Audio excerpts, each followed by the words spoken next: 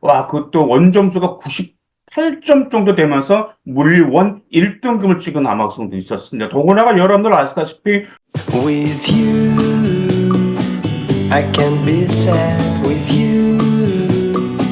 Just take my hand and fly up through the dreams. 안녕하세요, 맘뚱입니다. 이제 오늘은 우리 예비 고1들을 위해서 필히 어떤 점 최소 알아야 되는지, 그 다음에 이 점을 알게 되면 여러분들이 고등학교 때도 어려움에 닥칠 때도 잘 극복할 수 있기 때문에 오늘 방송 우리 예비 고1들 꼭 시청해 주시기 바라겠습니다.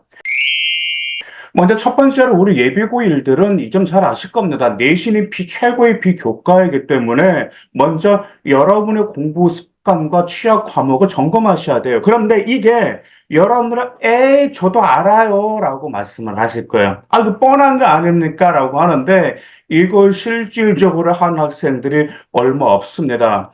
우리 아이들이 본인의 MBTI는 알면서도요, 본인의 공부 스타일과 특히 취약점을 몰라요.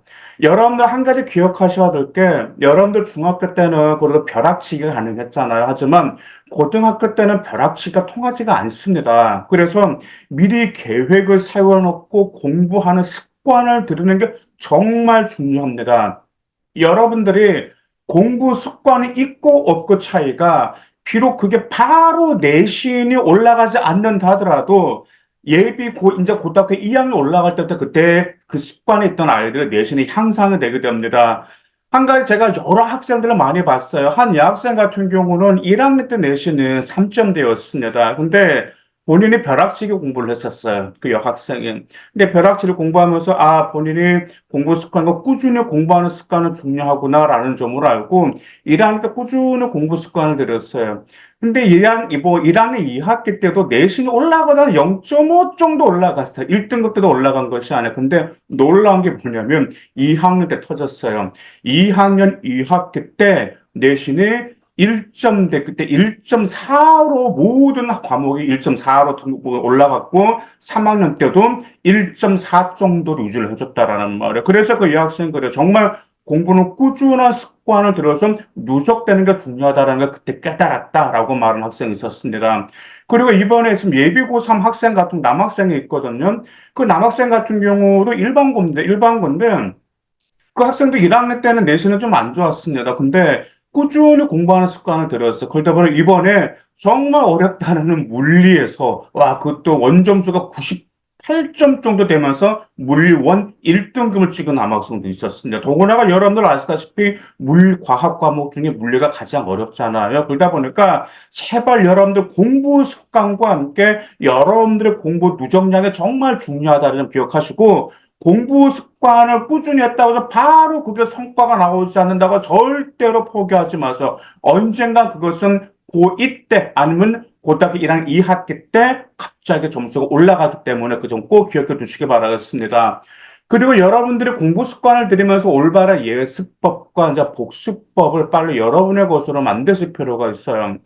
제가 한번 궁금해요. 과연 여러분들이 예습을 왜 한다고 생각하세요? 라고 물어본 아이들은 미리 배울 것을 점검하기 위해서 이게 예습이라고 생각합니다. 라고 이제 그렇게 생각하시는데, 여러분들 이 점을 생각하셔야 됩니다. 여러분들이 공부하는 목적이 뭐죠? 그래요. 여러분들 학업 역량과 여러분들의 진로 역량을 개발하기 위해서인데, 그 학업 역량과 진로 역량을 개발하기 위해서 해야 될 게 무엇이죠? 바로 여러분이 확실히 아는 것과 모르는 것, 어설프게 모르는 것을 먼저 구분하고 나서 모르는 것을 보완하시는 게 공부단 말이에요. 고로 여러분들이 예습을 하실 때도 목적을 가지셔야 돼. 그냥 책을 이렇게 읽어보고 훑어보지 마시고 여러분들 예습을 할 때 내가 확실히 아는 것과 모르는 것이 무엇인지를 구별하실 필요가 있어요. 그러면 수업 때 목표가 생기겠죠? 아, 내가 예습 때 어떤 점이 거기에 이해를 잘 못했는데 수업 때 확실히 해결하겠다는 목표를 갖고 그리고 복습할 때 뭐 하죠?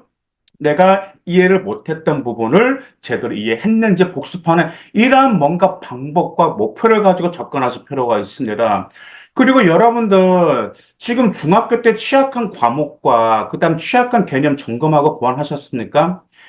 중학교는 고등학교와 연장선이다라는 말이에요. 그러다 보니까 우리 아이들이 종종 본인의 취약한 과목이라든지 취약한 개념을 그냥 지나쳐버리는 아이들이 있어요. 그러면서, 대충 뭐 그러면서, 근데 고등학교 때 올라가면 뭐 잘하겠지라고 생각하는데 절대 그것은 위험한 발상입니다. 왜냐하면 그 부족한 점들을 중학교 때 부족한 점 지났으니까 고등학교 때 채울 수 있을까요? 아니에요. 고등학교 때 배울 거 정말 많아요. 고등학교 때 배울 학업 그 과목도 굉장히 많은데 언제 가서 중학교 때를 하겠습니까? 그러다 보니까 그 시험은 부족한 점 그냥 지나치게 되면 당연히 고등학교 때 성적 차이가 크게 벌어질 수밖에 없습니다. 그래서 이제 중학교 때 내신에 제법 좀 자신 있던 아이들이 고등학교 때 내신 하락한 이유가 바로 여기에서 발생했기 때문에 여러분들 이 점 꼭 좀 기억해 두세요. 자, 그다음 두 번째는 멘탈이 나가서는 안 됩니다. 여러분들 고등학교 내신은요, 중학교 내신처럼 절대 나오지가 않습니다. 여러분들 중학교 때 평균 90점 넘었다, 95점 나왔다, 절대 고등학교 때 그렇게 나오지가 않습니다. 그리고 여러분들 이제 첫 중간고사 4월 달에 보잖아. 4월 말에 이제 보게 되는데, 고1 첫 중간고사를 여러분이 그 내신 결과가 점수가 여러분의 기대에 미치지를 못합니다. 여러분은 노력한 만큼 나오지가 않다 보니까 아이들 뭐 하냐면 멘탈이 깨져버려요.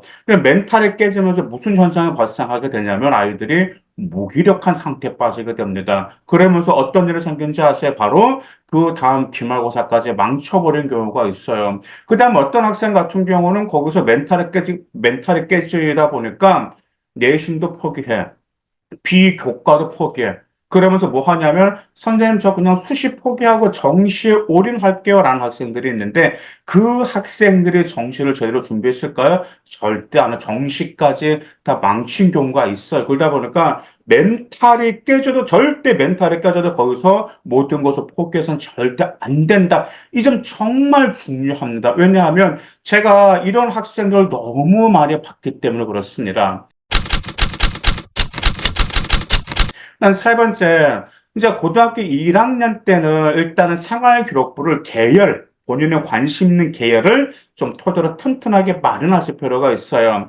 일단 문이과가 통합이 됐고, 또 이제 선택 과목을 통해서 이제 보통 아이들이 본인의 관심사를 보여줍니다. 그런데 고등학교 1학년 때는 이제 통합이니까 공통 과목이잖아요. 그래서 선택 과목이 없어서 이제 관심사는 보일 수가 없는데요. 비교과, 즉, 뭐, 창체 활동과 과세특으로 최소 관심 계열은 반드시 보여줘야 합니다. 그리고 그 계열에서 요구하는 역량과 관심 분야 조사를 해서 비교과에서 드러내야 하고요. 그렇게 할 때 고등학교 2학년 때, 고등학교 3학년 때 생활기록부를 유기적으로 연계하면서 심화시켜 나갈 수가 있습니다. 주먹구구식으로 활동했던 아이들은 학점에서 좋은 결과가 없었어요. 여러분들 아시다시피 지금 대학교에서 평가할 때 모든 대학교에서 평가하는 게 뭐죠? 진로 역량 혹은 전공 적합성에 들어가고 있다라는 말입니다. 그리고 또 한 가지 기억하실 필요가 있습니다. 지금 학생들 같은 경우 생활기록부가 그 학과에 맞춰져 있지 않는 아이들 같은 경우는 대학교 평가자 이런 생각을 합니다.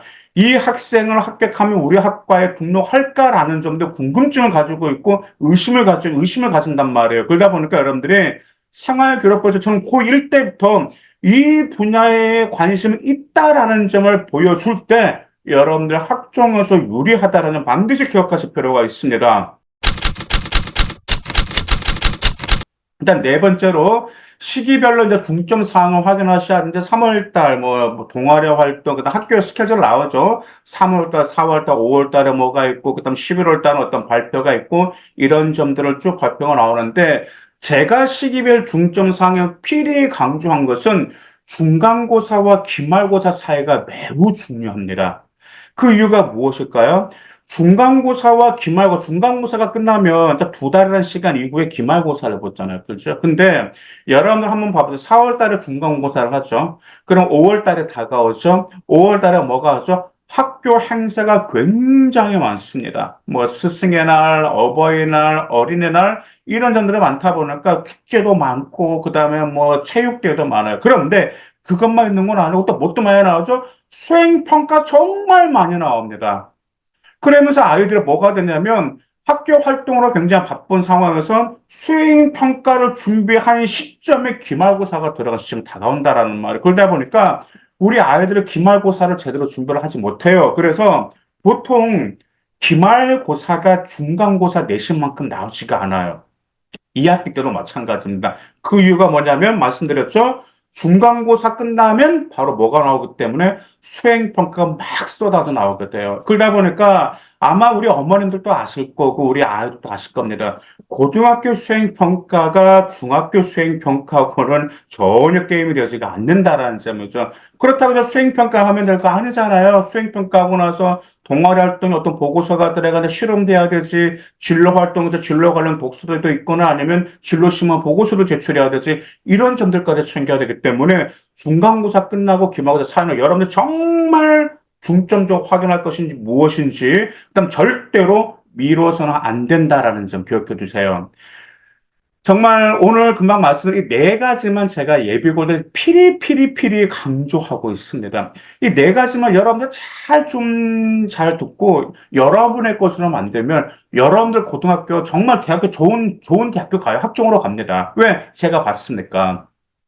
고등학교는 다시 강조하는 중학교 때처럼 계획대로 되지 않아요. 중요한 점은요, 고등학교 때 중요한 점은 본인의 단점을 보완해서 성장하는 과정을 보여주는 게 가장 중요합니다.